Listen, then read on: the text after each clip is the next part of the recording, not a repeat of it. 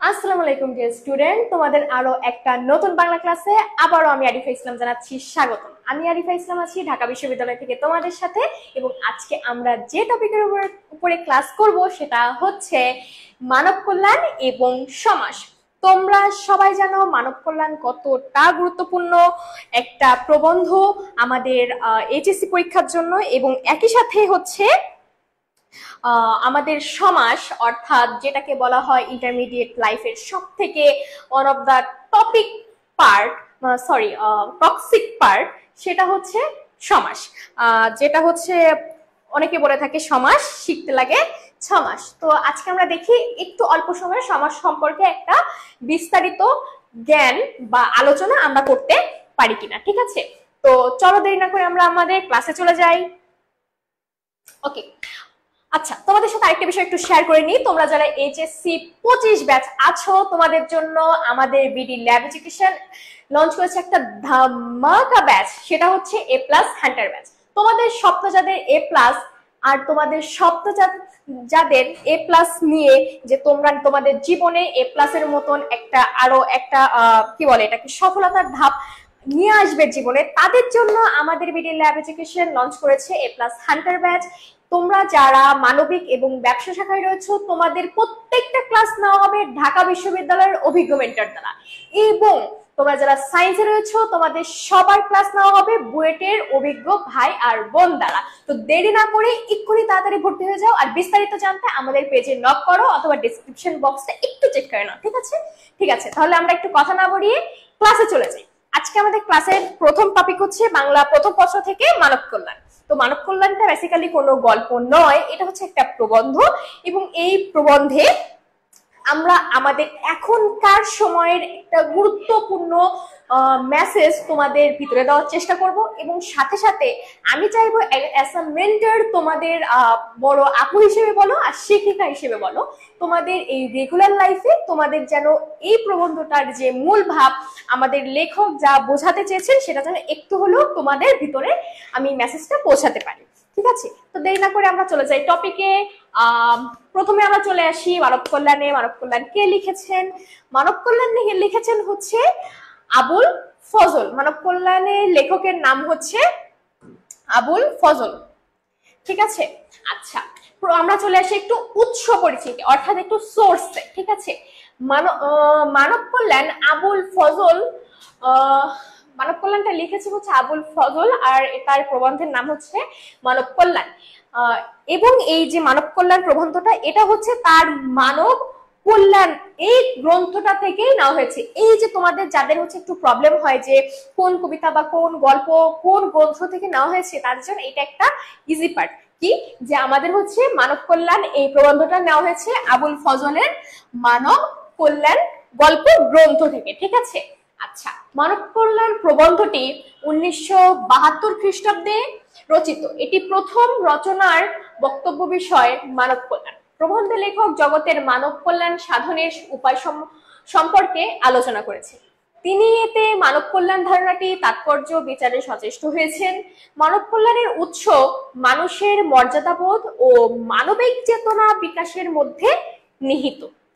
মানব কল্যাণের প্রাথমিক সোপান হচ্ছে মানুষের মানবিক বৃত্তি বিকাশের ক্ষেত্র রচনা। আমরা একটু এই পর্যন্ত এসে একটু থেমে যাই। তিনি কি বোঝাতে চেয়েছেন, অর্থাৎ আমাদের যে লেখক আবুল ফজল তিনি কি বোঝাতে চেয়েছেন? তিনি মূলত বোঝাতে চেয়েছেন মানব কল্যাণ অর্থাৎ আমাদের মানুষের কল্যাণ বলতে যে শব্দগুলা বা যে পদ্ধতিটা আমরা আমাদের সমাজে ব্যবহার করি, সেই পদ্ধতিটা আসলে কতটুকু সত্য বা কতটুকু কার্যকর, তিনি সেই বিষয়ে তার লেখনীর মাধ্যমে আমাদের একটা শর্ট নোটিস সেভাবে সে দিতে চেয়েছেন। এখন আমি এখানে একটু তোমাদের আগে বলে যাই, কারণ আমি যেহেতু ক্লাসটা শুরু করে দিয়েছি, তোমরা তোমাদের মাইন্ডে যখন আমরা বলি মানব কল্যাণ বা মানুষের কল্যাণ করা, তখন তোমাদের মাইন্ডে এক্সাক্ট কোন চিত্রটা ভেসে ওঠে? If I am not wrong, তাহলে তোমাদের মনে ভেসে ওঠে, ঠিক আছে, আমরা যত সব ভিডিও দেখেছি যে রাস্তার দুস্থ মানুষদের হচ্ছে টাকা দিয়ে সাহায্য করা হচ্ছে, রাস্তার মানুষদের হচ্ছে গরমে পানি পান করানো হচ্ছে, কিংবা হচ্ছে কেউ ভিক্ষা চেতে আসলে তাকে ভিক্ষা দিয়ে দেওয়া হচ্ছে, এটা হচ্ছে আমাদের সমাজে একটা চিরাচরিত নিয়ম যে আমরা মানুষের কল্যাণ করছি, আমরা মানুষকে ভালো রাখছি, মানুষের উপকার করছি, এটা আমাদের সমাজে চলছে। ঠিক আছে, তো এখন আমাদের লেখক কি বোঝাতে চেয়েছে আমি একটু সেখানে যাই। মানুষের মধ্যকার সাম্প্রদায়িক দ্বিধা বিভক্তি নিয়ে মানব কল্যাণ সাধন করা সম্ভব নয়। এই যে যে আমি কোনো একটা ভিক্ষুককে টাকা দিচ্ছি, কেন দিচ্ছি? সে আমার কাছে এসে হাত পাচ্ছে যে আমি আমার সমস্যায় রয়েছে, আপনি আপনার জায়গা থেকে আমাকে একটু সাহায্য করুন। তখন আমি যখন তাকে টাকাটা দিচ্ছি তখন আমি কি ভাবছি? আমি টাকা দেওয়ার অবস্থায় আছি, আমার টাকা পয়সা আছে, ও গরিব, ওর টাকা পয়সা নেওয়ার মতনই অবস্থা, আমি 10 টাকা দিয়ে মনে করছি ঠিক আছে আমি তার কল্যাণ করে দিচ্ছি। কিন্তু ব্যাপারটা এরকম না। আমি যখন একটা মানুষের উপকার করব, বা বলা ভালো যে আমি চাইবো যে একটা মানুষের আমি কল্যাণ করব, তখন আমাকে আগে মাথায় রাখতে হবে সেই মানুষটার জন্য আমি যে কাজটা করছি আসলে সেই কাজটা সেই মানুষটার জন্য ঠিক কতটা গুরুত্বপূর্ণ বা কতটা কার্যকর। ঠিক আছে, মানব কল্যাণ বলতে লেখক মূলত মানুষের ব্যবহারিক জীবনের কল্যাণকে বুঝিয়েছেন।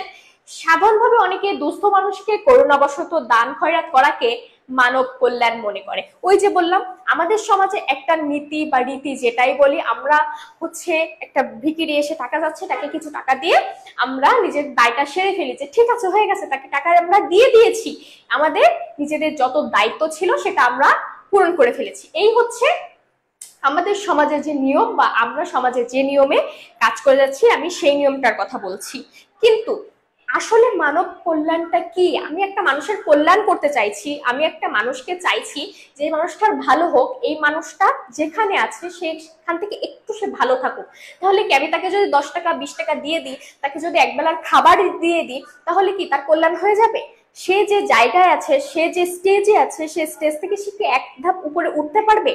উঠতে কিন্তু পারবে না। এই একটা কথাই হচ্ছে এই পুরো প্রবন্ধ পড়ে লেখক বোঝাতে চেয়েছেন যে আমাদের মানব কল্যাণ করতে হলে মানুষকে মানুষের জায়গা থেকে বোঝাতে হবে যে তুমি ভালো কাজ করতে পারো, তুমি তোমার কাজ করতে পারো, তোমার ভিতরে যে হচ্ছে ঘুমানো যে একটা শক্তি, সেই শক্তিটাকে জাগিয়ে তোলো এবং তুমি তোমার মতন করে খেটে খাও, তোমার নিজের পায়ে দাঁড়িয়ে খাও, ভিক্ষাবৃত্তি ছেড়ে, নিজের মনুষ্যত্বকে বর্জন ছেড়ে তুমি তোমার মতন করে একটু ভালো থাকো, ভালো কাজ করো, করে নিজের কাজ নিজে করে খাও। এই কথাটাই হচ্ছে আমাদের লেখক বোঝাতে চেয়েছে। ঠিক আছে, তার মতে মানব কল্যাণ হলো মানুষের সার্বিক মঙ্গলের প্রয়াস। ওই যে বললাম, সে চেয়েছে যে আমি যেভাবে হোক মানুষের কল্যাণের মাধ্যমে মানুষকে মানুষের জায়গা থেকে সে যতটা সম্ভব একটু উপরে তুলে ধরি, যাতে সেই মানুষটা কি করতে পারে নিজের জীবনে এই ভিক্ষাবৃত্তি, অর্থাৎ যখন একটা ভিক্ষুক আসে, তুমি না করতে পারো, আমি না করতে পারি, কেউ তো তাকে একটু নিচু নজরে দেখে যে ঠিক আছে ও ভিক্ষা করতে এসেছে, ও কেন আমার সাথে জোরে কথা বলবে?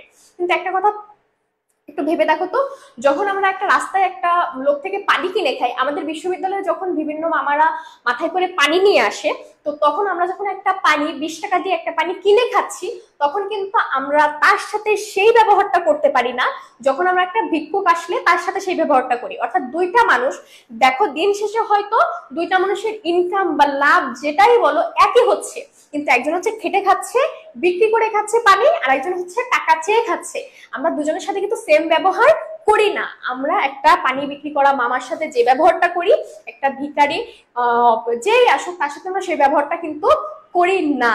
এই জন্য বলেছে যে মানুষের মঙ্গল করতে হলে সার্বিক মঙ্গলের যে প্রয়াস, সেটাকে হচ্ছে এগিয়ে নিয়ে যেতে হবে। ঠিক আছে, এই কল্যাণের লক্ষ্যে সব অমানব অবস্থা থেকে মর্যাদাপূর্ণ অবস্থায় মানুষের উত্তরণ ঘটানো। লেখকের বিশ্বাস, মুক্ত বুদ্ধির সহায়তায় পরিকল্পনা মাফিক পথে মানব কল্যাণ পৃথিবী পথে কল্যাণময় পৃথিবী রচনা করা সম্ভব। এই যে এই একটা কথা, মুক্ত বুদ্ধি, দেখো তো, মুক্ত বুদ্ধি, মুক্ত বুদ্ধি, এই যে কথাটা, এই কথাটাই আমাদের এই সমাজে, এই এখনকার সমাজে ঠিক কতটা গুরুত্বপূর্ণ একটা কথা, একটু আমরা যদি একটু ভাবি তাহলে আমরা বুঝতে পারবো। দেখো তো, মুক্ত বুদ্ধি বলতে আমরা কি বোঝাই? কোন একটা বিষয় সম্পর্কে তোমার একটা ফ্রেশ মাইন্ডসেট, তুমি একটা বিষয়কে দেখছো, তুমি চিরাচরিত ভাবে এই বিষয়টা যে এরকমই হবে তুমি কেন এটা ভেবে নিচ্ছ, তুমি একটু ভাবো না যে বিষয়টা অন্যরকমও হতে পারে। তুমি দেখছো যে তুমি তোমার বড় ভাই বোন মা বাবা সবাইকে দেখছো কি হচ্ছে, তারা হচ্ছে ভিখারিকে টাকা দিচ্ছে, কিংবা মনে করো কোন একটা অসুস্থ মানুষকে জাকাত দিয়ে দিচ্ছে। হ্যাঁ, মনে করছি এটাই হচ্ছে মানব কল্যাণ। তুমি ছোটবেলা থেকে এটা দেখে দেখে দেখে দেখে হচ্ছে তুমি বড় হচ্ছ, এবং সেই সাথে হচ্ছে তুমি যখন বড় হচ্ছ তুমিও ভাবছো কি যে এই যে পথটা, একটা ভিখারিকে টাকা দেওয়া, একটা ভিখারিকে হচ্ছে দান খয়রাত করা, জাকাত দেওয়া, এগুলা হচ্ছে মানব কল্যাণ। এর মাধ্যমে হচ্ছে মানুষকে ভালো রাখা যায়। আমি ওই সেম পথে যাই, আমিও তাহলে মানুষকে ভালো রাখতে পারবো। এটা হচ্ছে কি চিরাচরিত যে নিয়ম, সেই নিয়মে তুমি চলছো। আমাদের বাইরের যে পথ বা বাইরের যে রাস্তা সেটা সম্পর্কে তুমি কোনো ভাবে ভাবছো না। একটু ভেবে দেখো তো, তুমি যে 10 টাকা দিচ্ছ, বা তোমার বন্ধু যে 10 টাকা দিচ্ছে, বা তোমার ভাই যে 10 টাকা দিচ্ছে, এই যে যে এতগুলো মানুষ 10 টাকা দিচ্ছে, একটু তুমি এই টাকাগুলো কালেক্ট করো তো, কালেক্ট করে দেখো তো কতটুকু টাকা হয়। তুমি যদি ওই একটা টাকা দিয়ে, ওই একটা কালেক্ট করা একটা অ্যামাউন্টের টাকা দিয়ে কোনো একটা মানুষের একটা হেল্প করতে পারো, যেমন ধরো তুমি একটা মানুষকে একটা ব্যবসার পুঁজি দিলে, আমি তোমাদের বোঝানোর স্বার্থে বলছি, তুমি যে কোনো একটা ভিখারি হোক ই হোক, তার যদি ব্যবসা করার বা খেটে খাওয়ার ইচ্ছা থাকে, তুমি তাকে একটা নির্দিষ্ট অ্যামাউন্টের টাকা, যেটা তুমি তাকে আস্তে আস্তে আস্তে আস্তে দিতে, বা একদিন তুমি নাকি দিচ্ছ, কালকে তুমি আরেকজনকে দিচ্ছ, এভাবে দিতে তুমি সেই একটা অ্যামাউন্টের টাকা, বা তোমার বন্ধুদের থেকে ওভাবে কালেক্ট করা টাকা তুমি তাকে দিচ্ছ। সেটা 500 হতে পারে, 200 হতে পারে, 1000 হতে পারে। কেন দিচ্ছ? তাকে নিজের একটা ছোট্ট ব্যবসা দাঁড় করানোর জন্য। যখন তুমি ব্যবসাটা দাঁড় করানোর জন্য তাকে টাকা দিচ্ছ, তখন কিন্তু কি হচ্ছে, সে প্রথমে একটা ব্যবসার পুঁজি পেয়ে গেল, এবং সেই পুঁজি থেকে সে পরবর্তীতে আস্তে আস্তে আস্তে, আজকে হয়তো সে 2টা পানি বিক্রি করছে, কালকে 3টা, পরের দিন 5টা, এভাবে কি হবে, সে আস্তে আস্তে কার্টন কার্টন পানি কিন্তু সে বিক্রি করতে পারবে। অল্প পুঁজিতে অল্প লাভে কিন্তু সে নিজে একটু খেটে খেতে পারবে। ঠিক আছে, এই হচ্ছে, এইভাবে তুমি একটু যদি মুক্তভাবে ভাবো, তুমি যদি একটু নতুন ভাবে ভাবো, সেটা কি হবে, আস্তে আস্তে আস্তে তোমার এই যে যে তোমার মুক্ত চিন্তা, মুক্ত বুদ্ধি, এই যে যে তোমার এটার চর্চা, এর মাধ্যমে তুমি চর্চা করছো, তোমার বন্ধু চর্চা করছে, তোমার পরিবারের লোক চর্চা করছে, এবং এই যে যে চর্চা চলছে, এর মাধ্যমে আমরা এন্ড অফ দ্য ডে গিয়ে যেটা চাই, একটা মানুষকে সম্পূর্ণভাবে নিজের পায়ে দাঁড়ানো, হয়তো এটা সম্ভব। সেটাই লেখক বলেছেন যে মুক্ত বুদ্ধির সহায়তায় পরিকল্পনা মাফিক পথে কল্যাণময় পৃথিবী রচনা করা সম্ভব। কিন্তু তুমি যেটাকে বলছো আমি ভিক্ষা দিয়ে বলি বা সাহায্য করে বলি পৃথিবী রচনা করতে চাইছি বা পারবো, ব্যাপারটা কিন্তু এরকম নয়। ঠিক আছে, আচ্ছা, পরে আসি পাঠ পরিচিতিতে। পাঠ পরিচিতিতে কি বলেছে, মানব কল্যাণ আবুল ফজল প্রবন্ধটি হচ্ছে 1972 খ্রিস্টাব্দে রচিত। এটা একটা এমসিকিউ কোশ্চেন আসতে পারে, কত সালে রচিত। এটি প্রথম মানবতন্ত্র গ্রন্থে সংকলিত হয়। এই রচনায় লেখক মানব কল্যাণ ধারণাটির তাৎপর্য বিচারে সচেষ্ট হয়েছেন। সাধারণভাবে অনেকে দুস্থ মানুষকে করুণাবশত দান খয়রাত করাকে মানব কল্যাণ মনে করেন, কিন্তু লেখকের মতে এমন ধারণা খুবই সংকীর্ণ মনোভাবের পরিচয়ক। অর্থাৎ তুমি ভাবছো যে আমি যেভাবে হোক টাকা পয়সা দিচ্ছি, এই টাকা পয়সা দেওয়ার মাধ্যমেই হচ্ছে আমি তার কল্যাণ করে দিচ্ছি, এটা লেখকের কাছে খুবই নিম্নমানের একটা ধারণা। ঠিক আছে, মানব কল্যাণ হলো মানুষের সার্বিক মঙ্গলের প্রয়াস। অর্থাৎ তুমি শুধু আজকে তাকে 10 টাকা দিয়ে নিজের দায় সেরে দেবে, ব্যাপারটা কিন্তু এরকম নয়। সে তার জীবনে যাতে কল্যাণের সাথে চলতে পারে, তোমার দায়িত্ব সেটাকে নিশ্চিত করা। ঠিক আছে, এই কল্যাণের লক্ষ্য সকল অবমাননাকর অবস্থা থেকে মর্যাদাপূর্ণ অবস্থায় মানুষের উত্তরণ ঘটানো। লেখকের বিশ্বাস মুক্ত বুদ্ধির সহায়তায় পরিকল্পনা মাফিক পথে কল্যাণময় পৃথিবী রচনা করা সম্ভব। বারবার একটা কথা এই রচনায় আসবে, সেটা হচ্ছে মুক্ত বুদ্ধি। মুক্ত বুদ্ধি, যেটা আমি মনে করি এখনকার সময়ে আমাদের জেনারেশনের জন্য খুব খুব খুব গুরুত্বপূর্ণ, সেটা হচ্ছে মুক্ত বুদ্ধি। কারণ আমাদের চিন্তা চেতনা, আমাদের সবকিছু ফেসবুক আর কিছু বাঁধা ধরা বইয়ের ভিতরে দিন দিন আটকে যাচ্ছে। ওকে, এবার আসি একটু লেখক পরিচিতিতে। আমরা প্রথমে হচ্ছে আবুল ফজলের হচ্ছে শিক্ষা জীবন সম্পর্কে একটু জানবো, এবং পরে হচ্ছে তার কর্মজীবন সম্পর্কে একটু জানবো। চলো দেখে নেওয়া যাক তার শিক্ষা জীবন সম্পর্কে কি জানা যায়।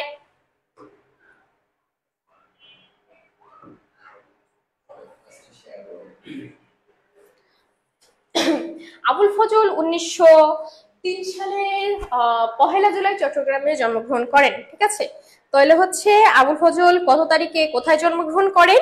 1903 সালে 1903 সালের 1 জুলাই চট্টগ্রামে জন্মগ্রহণ করেন এবং তার গ্রামের প্রাইমারি পড়ার পর চট্টগ্রাম শহরে প্রাইমারি স্কুলে ভর্তি হন।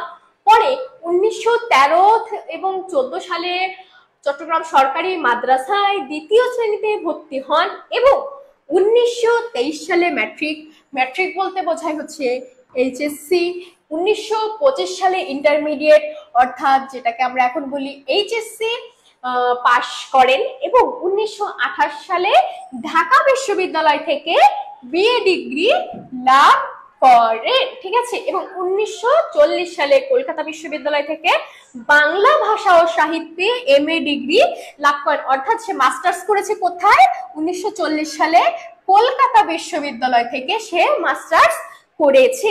এই যে লাইনটা এইখানে তোমাকে সব থেকে বেশি দেখতে হবে এইখান থেকে। ঠিক আছে, 1923 সালে সে ম্যাট্রিক পাস করেন এবং আমরা জানি এটা খুবই একটা ক্যালকুলেটিভ হিসাব।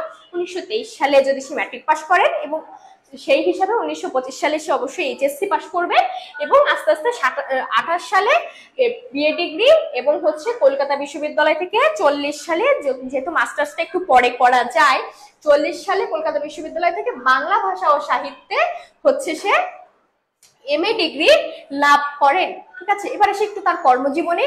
শিক্ষা জীবন শেষে, তার যখন শিক্ষা জীবন শেষ হয় 1931 সালে, এখানে একটু খেয়াল রাখো, সে হচ্ছে 1940 সালে হচ্ছে কলকাতা বিশ্ববিদ্যালয় থেকে এমএ ডিগ্রি লাভ করেন। কিন্তু দেখো তো তার শিক্ষা জীবন শুরু হয় 1931 সালে, অর্থাৎ মাস্টার্স কিন্তু সে অনেক পরে করেছেন। সে শুধু অনার্স পাস অথবা বিএ পাস করে রেখে দিয়েছে, মাস্টার সে পরে পাস করেছে কোথা থেকে? কলকাতা বিশ্ববিদ্যালয় থেকে। ঠিক আছে, এবার সে হচ্ছে ঢাকা বিশ্ববিদ্যালয় থেকে 28 সালে তার অনার্স শেষ হইলো। তারপরে শেষ হওয়ার পরে সে গেল 1931 সালে 31 সালে তারপরে মসজিদে ইমামতির মাধ্যমে পেশাগত জীবন তার শুরু। দেখো তো আজকের যুগে দাঁড়িয়ে আমরা বলি আমি ঢাকা বিশ্ববিদ্যালয় থেকে পড়েছি, I am from DU, I am from, অনেকে তো বলে, একটু লেখি এখানে, আই এম ডিউ। ঠিক আছে, আই এম ডিউ, আমি ঢাকা বিশ্ববিদ্যালয়। হ্যাঁ, অদ্ভুত, আমি ঢাকা বিশ্ববিদ্যালয়, আমি কেন ঢাকা বিশ্ববিদ্যালয় থেকে পড়ে এখানে ওখানে সেখানে ছোটখাটো চাকরি করব, আমি কেন প্রাইমারি স্কুলে চাকরি করব, আমি কেন এখানে ওখানে চাকরি করব? দেখো তো এত বড় একজন লেখক, এত বড় একজন মনের মানুষ যে এইসব বিষয় সম্পর্কে লিখতে পেরেছে, তাহলে নিঃসন্দেহে সে বড় মনের মানুষ। সে ঢাকা বিশ্ববিদ্যালয় থেকে বিএ করে তারপরে মসজিদের একটা ইমামতির পদে চাকরি জীবন সে শুরু করে এবং পরে আস্তে আস্তে কি করে? কলকাতা কলেজের স্কুল, তারপরে চট্টগ্রাম সরকারি মাদ্রাসা ও চট্টগ্রাম কাজেম আলী বেসরকারি হাই স্কুলে চাকরি করে। দেখো তো বেসরকারি আছে কিনা। এখন কোথা থেকে সব এসে দাঁড়াইছে সরকারি বেসরকারি, আমি এটা কেন করতে পারবো?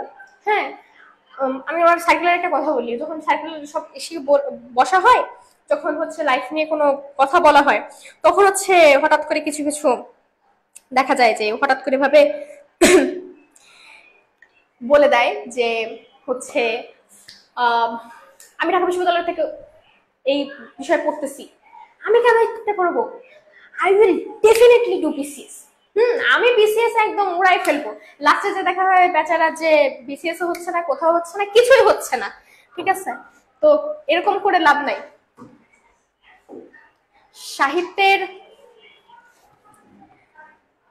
সাহিত্যের অন্যরকম একটা মজা হচ্ছে আমাদের বলা যায় যে নিজেকে একটু তুলে ধরা, সে বিষয়টা যদি আমরা না করতে পারি তাহলে কি করে হবে? ঠিক আছে, এই জন্য বলা হয় যে সাহিত্য তুমি কেন পড়বে? সাহিত্য মানে শুধু এটাই না যে কারোর একজনের লেখা হচ্ছে আমরা পড়ছি বা লেখা পড়ে ওই পর্যন্ত রেখে দিচ্ছি।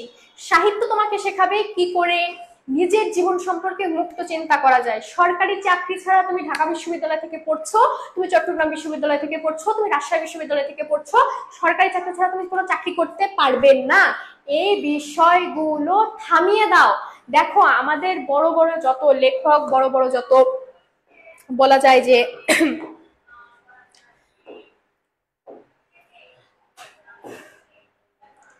বলা যায় যে যত রকম বড় বড় মানুষ সব কিন্তু মুক্ত মনের অধিকারী, ঠিক আছে? তো তাদেরকে আমরা যদি একটু দেখি তাহলে আমরা বুঝতে পারবো জীবনটা কিন্তু অন্যরকম, অন্যভাবেও জীবনকে সাজানো যায়। আচ্ছা, সবাই একটু ক্লাসটা আমরা একটু শেয়ার করে দিই। আর এখানে আমার স্যার কমেন্ট করেছে, জি এম সাইফুল ইসলাম। আচ্ছা, থ্যাংক ইউ স্যার। কিছু কিছু মানুষের এরকম শুভকামনা খুব ভালো লাগে। আচ্ছা, যাক, এবার দেখি কোথায় এসেছে। আচ্ছা, এবার আসি আমরা লেখকের উল্লেখযোগ্য গ্রন্থ। আচ্ছা, তার দুটা বিখ্যাত উপন্যাস হচ্ছে চৌচির আর রাঙা প্রভাত। চৌচির আর রাঙা প্রভাত। আমি যখন স্টুডেন্ট ছিলাম আমি কিন্তু এভাবে মনে রাখতাম, রাঙা প্রভাত,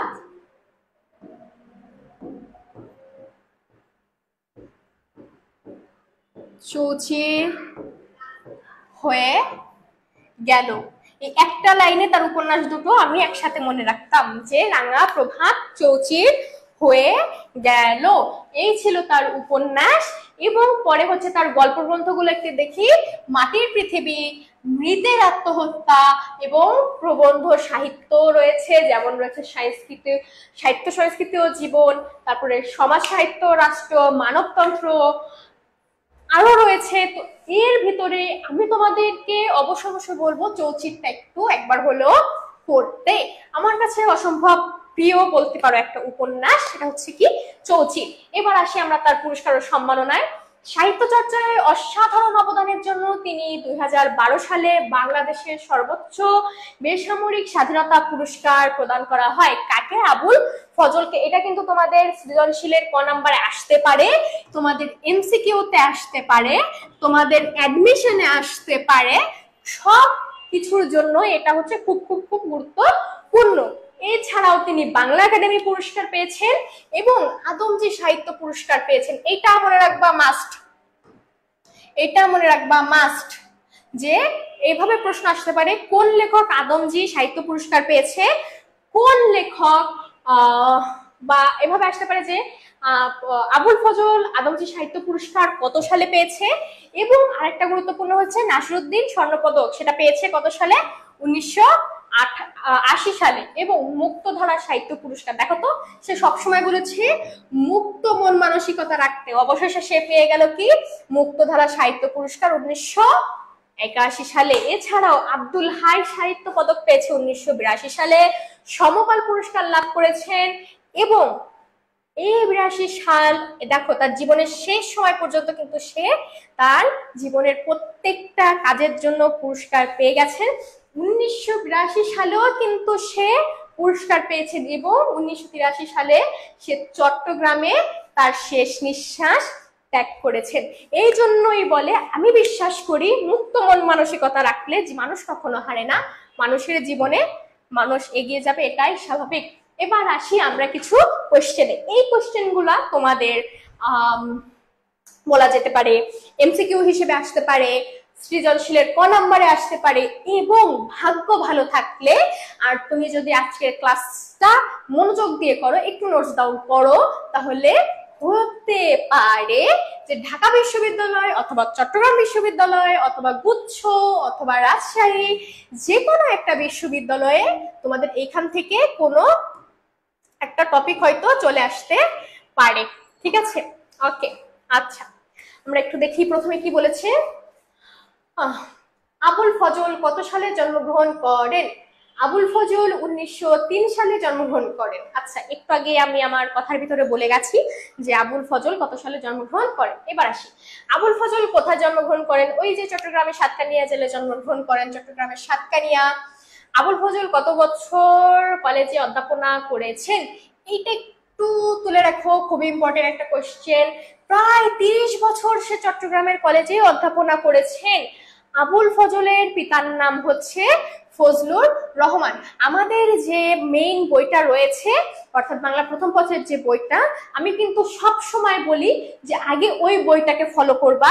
আমার লেকচারের পরে, আমি যেহেতু তোমাদের বাংলা ক্লাস নিচ্ছি, যখন হচ্ছে তুমি আমার ক্লাসটা করছো, আমার ক্লাসের পরে, আমার লেকচারটা শোনার পরে তুমি একটু একবার হলেও তোমার ওই যে মেইন বইটা, তোমার পাঠ্য বইটা, ওই বইটা একবার হলেও তুমি একটু কি করবা, একবারে হলেও তুমি একটু রিডিং হলেও করে যাওয়ার চেষ্টা করবা।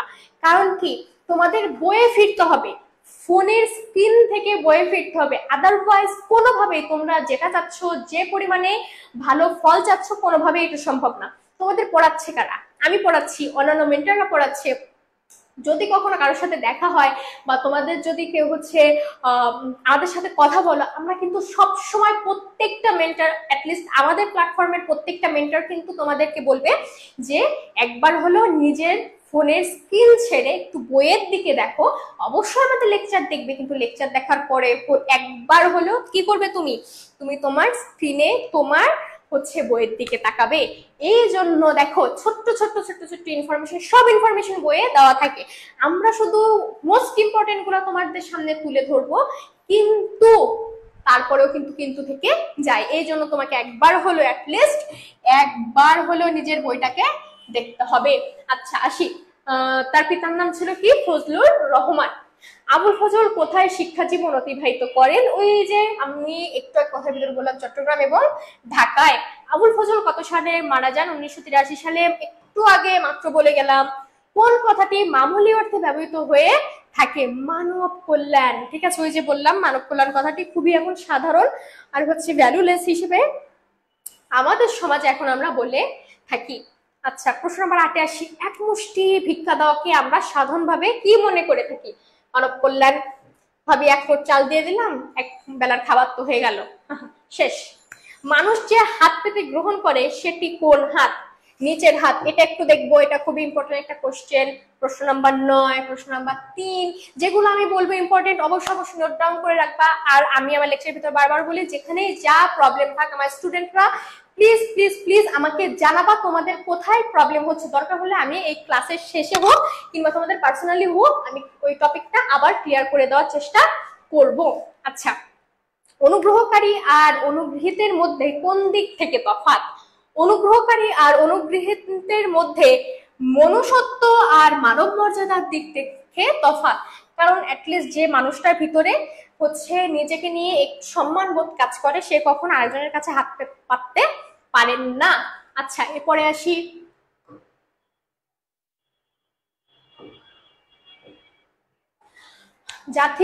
জাতির যৌথ জীবন আর যৌথ চেতনার প্রতীক কি? এটা মাস্ট মাস্ট মাস্ট, খুব খুব খুব ইম্পর্টেন্ট। রাষ্ট্র জাতির যৌথ জীবন আর যৌথ চেতনার প্রতীক, অর্থাৎ রাষ্ট্র হচ্ছে জাতির যৌথ জীবন আর যৌথ চেতনার প্রতীক হিসেবে কাজ করে থাকে। রাষ্ট্রের বৃহত্তর দায়িত্ব কি?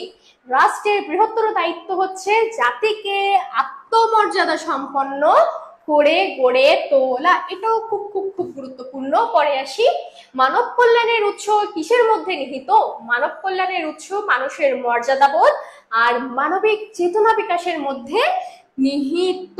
ঠিক আছে, মানব কল্যাণ প্রবন্ধে একদিন এক ব্যক্তি কার কাছে ভিক্ষা চাইতে এসেছিল? তোমরা যখন গল্প পড়বে তখন এটা জানতে পারবে যে ইসলামের নবী, অর্থাৎ আমাদের শেষ নবী হযরত মুহাম্মদ সাল্লাল্লাহু আলাইহি ওয়াসাল্লামের কাছে এক ব্যক্তি ভিক্ষা চাইতে এসেছিল এবং সে তাকে ভিক্ষা না দিয়ে একটি কুড়াল কিনে দিয়েছিল।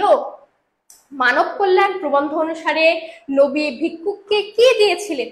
সে একটা কুড়াল কিনে দিয়েছিল, একটু আগেই বললাম। এটাও খুব ইম্পর্টেন্ট। মানব কল্যাণের প্রাথমিক সোপান কি? আচ্ছা, মানবিক বৃত্তি বিকাশের যথাযথ ক্ষেত্র রচনা করা হচ্ছে মানব কল্যাণের প্রাথমিক সোপান। মানব কল্যাণের প্রাথমিক সোপান রচনার দায়িত্ব কার? মানব কল্যাণের প্রাথমিক সোপান রচনার দায়িত্ব সমাজ আর রাষ্ট্রের। আমরা খুব সহজে দোষ ঘাড়ে উঠাই দিই কার? সরকারের।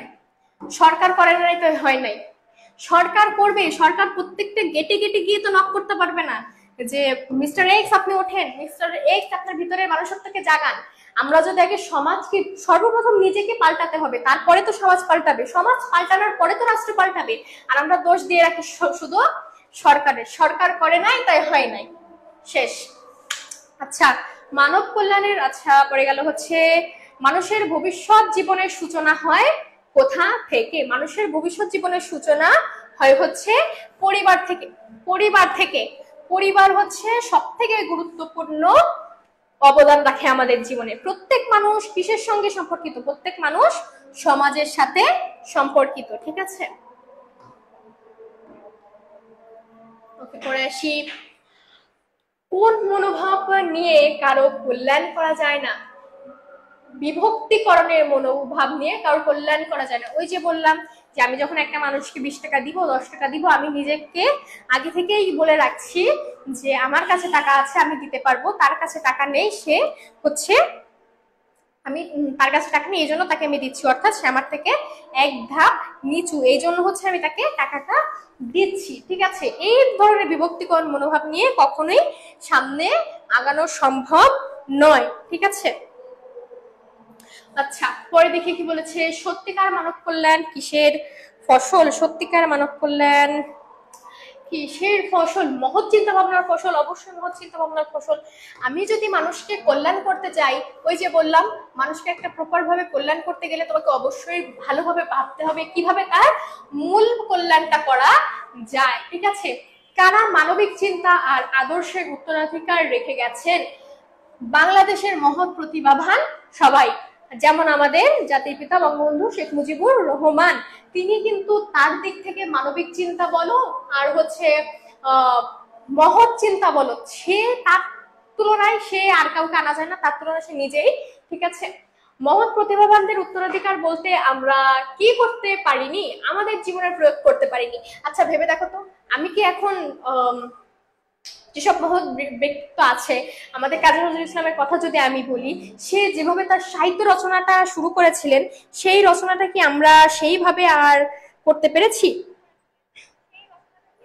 সেটাকে আমরা সেভাবে করতে পেরেছি? আমরা কিন্তু করতে পারিনি। কেন পারিনি?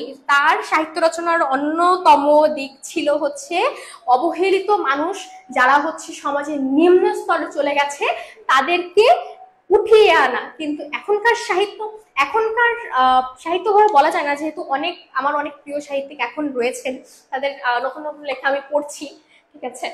কারা মানবিক চেতনার উদ্যত কণ্ঠস্বর? বিদ্যাপতি, চণ্ডীদাস, রবীন্দ্রনাথ, কাজী নজরুল প্রমুখ মানবিক চেতনার উদ্যত্ত কণ্ঠস্বর। নিঃসন্দেহে তুমি অধম তাই বলিয়া আমি উত্তম হইব না কেন? কার উক্তি? বঙ্কিমচন্দ্র চট্টোপাধ্যায়। খুব খুব খুব গুরুত্বপূর্ণ। যারা হচ্ছে সামনে অ্যাডমিশন দেবে, যখন তোমরা উক্তি পড়বে যে এই উক্তিটা কার, ওই উক্তিটা কার, তখন হচ্ছে তুমি দেখতে পাবে যে এটা হচ্ছে বাংলা সাহিত্যের অন্যতম ফেমাস উক্তি, যে তুমি অধম তাই বলি আমি উত্তম হইব না কেন। আর এটা হচ্ছে কার? বঙ্কিমচন্দ্র চট্টোপাধ্যায়ের। আচ্ছা, আমাদের দৃষ্টিভঙ্গিকে কি করতে হবে? আমাদের দৃষ্টিভঙ্গি অবশ্যই পাল্টাতে হবে, এটা 1-2 বাচ্চাও বলতে পারবে। আচ্ছা, কিভাবে সমস্যার মোকাবেলা করতে হবে? নতুন দৃষ্টিকোণ থেকে সমস্যার মোকাবেলা করতে হবে। ওই যে বললাম, তুমি 10 টাকা দিচ্ছ, সেই 10 টাকাকে জমাও না ভাই, তুমি তোমার বন্ধুর টাকাটা জমাও না, তোমার বাবার টাকাটা জমাও না, তুমি জমিয়ে একটা মানুষের উপকার করো, তাকে একটা ব্যবসার পুঁজি দাও যাতে সে আস্তে আস্তে সবকিছু নিজের মতন করে করতে পারে। এটা একটু করো না, নতুন ভাবে একটু ভাবো না, কেন আমার বন্ধু এটা করেছে, এভাবেই তো চলছে জীবন, এভাবেই চলবে, বাদ দাও না, নতুন ভাবে শুরু তো আমরা সবাই করতে পারি। জোড়াতালি দিয়ে কি করা যায় না? জোড়াতালি দিয়ে কোনো সমস্যার সমাধান করা যায় না। কিভাবে মানব কল্যাণময় পৃথিবী রচনা করা সম্ভব? মুক্ত বুদ্ধির সহায়তায়। ওই যে বললাম, কল্যাণময় পৃথিবী তখনই সম্ভব হবে যখন এই পৃথিবীর মানুষগুলোর বুদ্ধি কল্যাণময় হবে আর মুক্ত বুদ্ধির হবে, এটা আমার বিশ্বাস। ওকে, পরে আসি সৃজনশীল প্রশ্ন।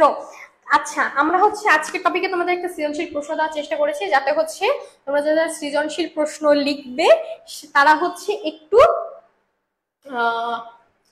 বুঝতে পারো কোন প্যাটার্নে লিখলে তোমাদের সব থেকে ভালো হবে। আমি এরকম অনেক অনেক কমেন্টস পাই বা ইনবক্সে মেসেজ পাই যে তারা হচ্ছে বলে যে আপু সৃজনশীল প্রশ্ন আমি লিখছি, আমি পেজের পরে পেজ লিখছি, আমি প্রচুর লিখছি, মানে কি লিখছে সে জানে আর তার টিচার জানে অবশ্যই, কিন্তু আমি না আপুর নাম্বার পাচ্ছি না।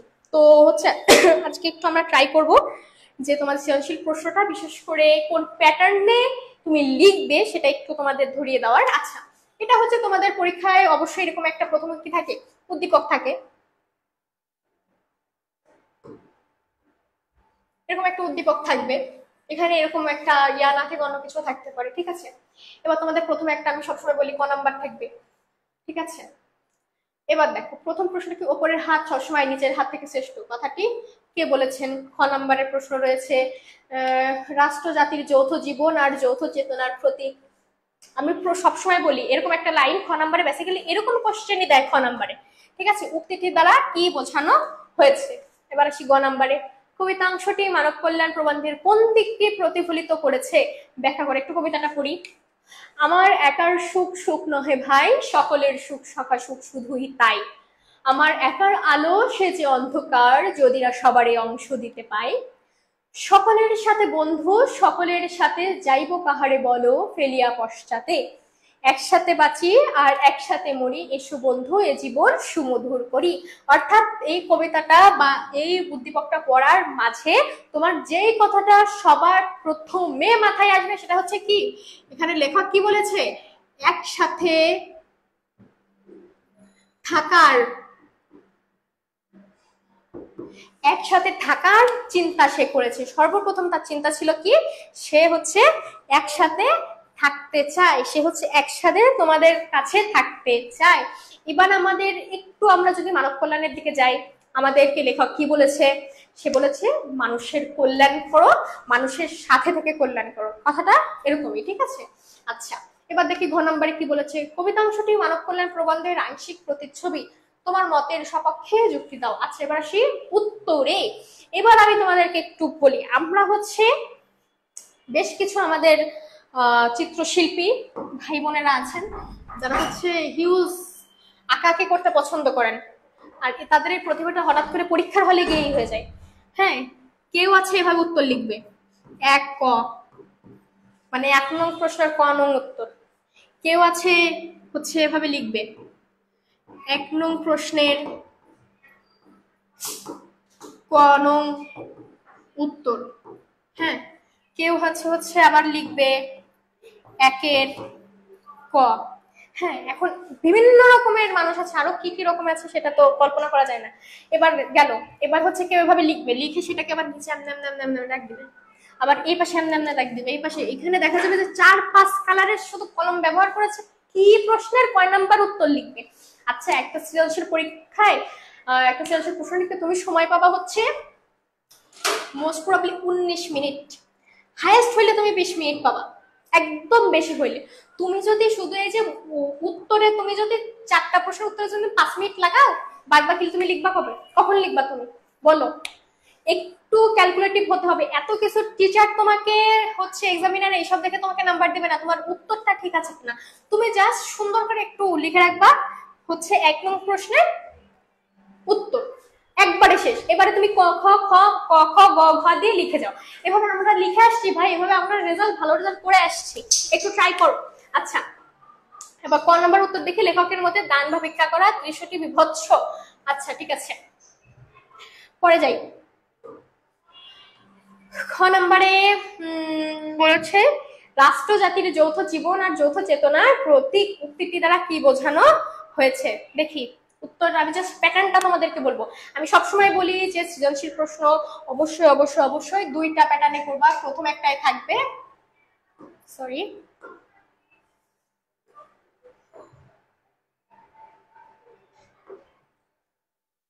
দেখো প্রথম একটা রয়েছে কি,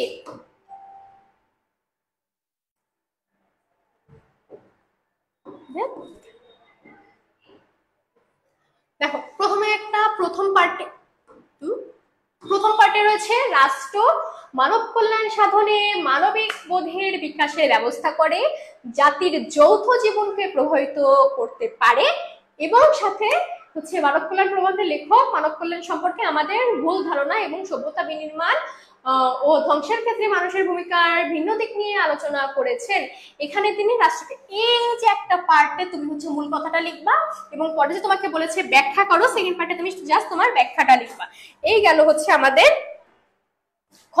এবার আমি যদি একটু দেখি গ নাম্বারের প্রশ্নটা কি ছিল, বলেছে কবিতাংশটি মানব কল্যাণ প্রবন্ধের কোন দিকটিকে প্রতিফলিত করেছে ব্যাখ্যা করো।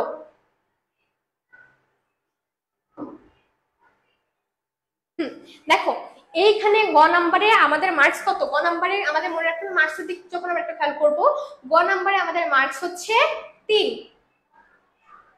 ঠিক আছে 3। আমরা যদি খ নাম্বারে দেখি মার্কস হচ্ছে 2। আমি কি বলেছি, প্রথম এক পার্ট হচ্ছে তুমি জাস্ট তুমি কি জানতে চেয়েছে সেই কথাটা বলবা, সেই পার্টে তুমি পাবা 1। সেকেন্ড পার্টে তুমি যে ব্যাখ্যা করবা সেখানে তুমি পাবা 1, গেল 2। এবার আমরা যদি গ নাম্বারে আসি, তুমি সর্বপ্রথম তোমাকে প্রশ্নে বলেছে কোন দিকটি ফুটে উঠেছে, তুমি 1 লাইন 2 লাইন 3 লাইনে বলবা যে এই দিকটা ফুটে উঠেছে, ঠিক আছে, এইখানে পাবা তুমি 1। এইবার দেখো পরের টপিকে তোমার আসবে উদ্দীপকে বিবেকহীন মানুষের ধ্বংসাত্মক কর্মকাণ্ডের বিষয়টি তুলে ধরা হয়েছে, মানুষ নিজেদের আত্মমর্যাদার কথা চিন্তা করে না, এক্সেট্রা এক্সেট্রা। সেকেন্ড পার্টে তুমি উদ্দীপকে মূল ভাব, উদ্দীপক ধরে উঠাবা না ভাই প্লিজ, উদ্দীপক ধরে উঠাইও না, তুমি জাস্ট হচ্ছে তোমার উদ্দীপকের মূল কথাটা লিখবা, সেখানে তুমি পাবা 1। এবং পরে গিয়ে তুমি যে প্রবন্ধটা পড়েছো অর্থাৎ মানব কল্যাণ, এর থেকে যে মূল ভাবটা তুমি বুঝেছো সেটা লিখবা, সেখানে পাবা তুমি 1। তাহলে 1 1 1 মেইন হচ্ছে 3। এভাবে লিখলে গ নাম্বারে তুমি যদি 3 নাও পাও, এভাবে লিখলে অবশ্যই আশা করা যায় পাও, তুমি যদি 3 নাও পাও তুমি 2.5 অ্যাটলিস্ট পাবা, ঠিক আছে। এবার আসি আমরা ঘ নাম্বারে, দেখে আসি ঘ নাম্বারে আমাদের প্রশ্নটা কি ছিল। ঘ নম্বরের প্রশ্ন ছিল হচ্ছে কবিতা অংশটি মানব কল্যাণ প্রবন্ধের আংশিক প্রতিচ্ছবি, তোমার মতের পক্ষে যুক্তি দাও। এই তুমি কিন্তু হচ্ছে তুমি তুমি লিখছো তুমি, ঠিক আছে, এটাও সেম, এটার হচ্ছে তোমার মার্কস থাকে 4, এটা তোমার লিখতে হবে 4টা পার্ট করে। ওকে দেখো, প্রথম পার্টে তুমি হচ্ছে লিখবা সুন্দর করে যে হ্যাঁ হ্যাঁ এই যে এইভাবে আমার মতের সাথে একটা মিল পাওয়া যায়, তোমার যেটা মনে হয়, তোমার যদি মনে হয় যে হ্যাঁ মিল পাওয়া যাচ্ছে, তোমার যদি মনে হয় না মিল পাওয়া যাচ্ছে না, সেভাবে তুমি প্রথমে তোমার উত্তরটা প্রথমে এখানে লিখবা যে হ্যাঁ মিল পাওয়া যায়, এই দিকটার সাথে মিল পাওয়া যায়। কোন দিকটার সাথে মিল পাওয়া যায়? এই দিকটা। জাস্ট 1 থেকে 2 লাইনে এই পার্ট তোমার শেষ। এবার আসবা উদ্দীপক, যেমন তুমি গ নাম্বারে তুমি উদ্দীপকটা করেছো ঠিক সেভাবে তুমি আসবা উদ্দীপকের কাছে, ঠিক আছে। উদ্দীপকের মূল ভাবটা তুমি লেখার শেষে তুমি তোমার পঠিত বিষয়টা এখানে লিখবা, এবং যখন তুমি উদ্দীপক লেখা শেষ হয়ে যাবে, তোমার পড়া বিষয়টা লেখা শেষ হয়ে যাবে, এরপর তোমার যে যুক্তি স্থাপন করতে বলেছে, তোমাকে বলেছে তুমি যে মতটা পোষণ করো সেই সম্পর্কে হচ্ছে যুক্তি দাও, তখন তুমি হচ্ছে তোমার যুক্তিটা লাস্ট পার্টে বা লাস্ট প্যারায় গিয়ে তোমার যুক্তিটা উপস্থাপন করবা, এবং সেই হিসেবে তুমি 1 2 3 4 মার্কস এখানে 4-এ অ্যাটলিস্ট 3 পাবা, ঠিক আছে। এইভাবে যদি তুমি একটু টপিক ওয়াইজ একটু প্যারা ওয়াইজ লেখো, তাহলে 10-এর ভেতরে আমার মনে হয় 8 তোলা ইজি, খুব ইজি। এই একটু একটু এই টিপসটা ফলো করো, আশা করি তোমরা একটু ভালো করতে পারবা। আচ্ছা এবার আসি হচ্ছে সমাস নিয়ে। খুবই আতঙ্কের একটা টপিক বলা যায় তোমাদের জন্য, খুবই ভয়ে থাকো তোমরা, সেটা হচ্ছে সমাস নিয়ে। বলা যায় হচ্ছে সমাস শিখতে লাগে হচ্ছে 6 মাস, ঠিক আছে।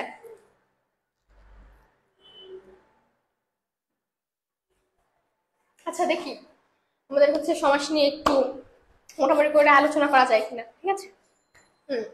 ওকে, সমাস নিয়ে বিস্তারিত আলোচনা। সংজ্ঞার প্রকারভেদ, যে কোনো জিনিস জানতে গেলে আগে সেই বিষয়টা কি সেটা জানতে হবে। দেখো সমাসটা কি, বাংলা ব্যাকরণের অনেক গুরুত্বপূর্ণ একটা অংশ হচ্ছে সমাস। ষষ্ঠ থেকে এই 3টা হচ্ছে গেল, আমাদের 6 থেকে 10 পর্যন্ত, ইন্টারমিডিয়েট পর্যন্ত মানে সারা জীবনে সমাস লাগে, এটা জাস্ট একটা কথার কথা, ঠিক আছে। এবার আসে আমরা প্রথমে বলি হচ্ছে সমাস কাকে বলে। সমাস কাকে বলে,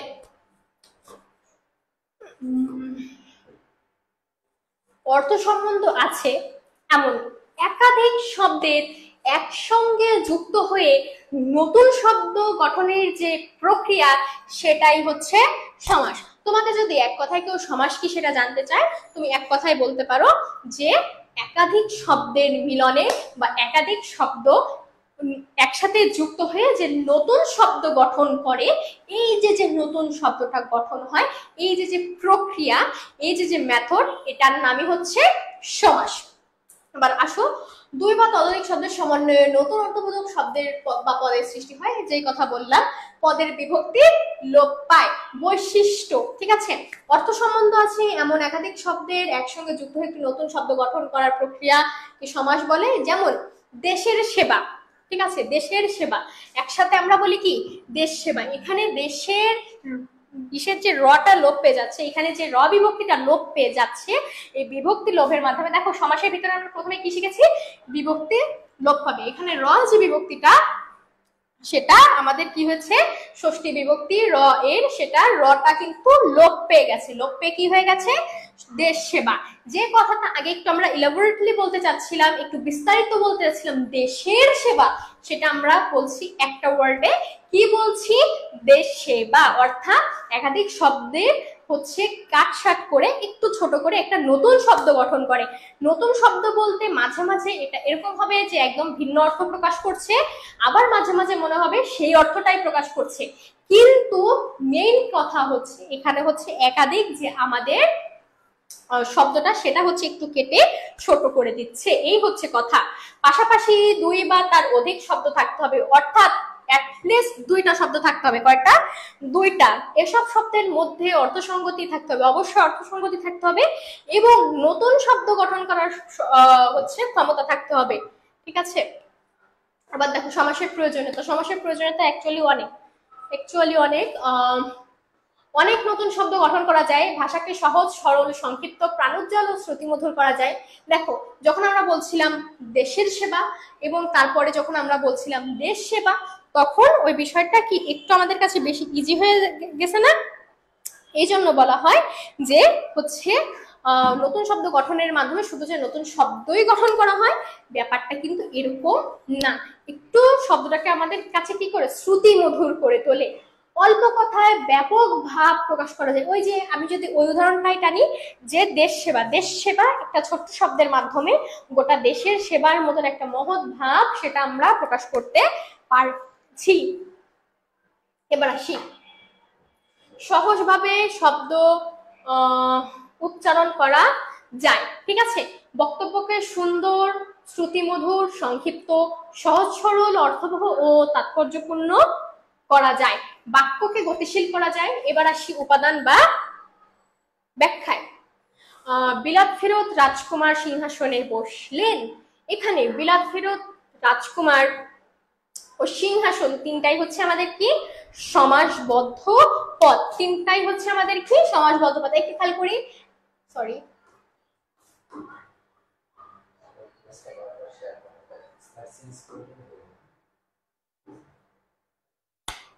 আচ্ছা এখানে একটু দেখি, বিলাত ফেরত রাজকুমার আর সিংহাসন তিনটাই হচ্ছে কি সমাসবদ্ধ পদ।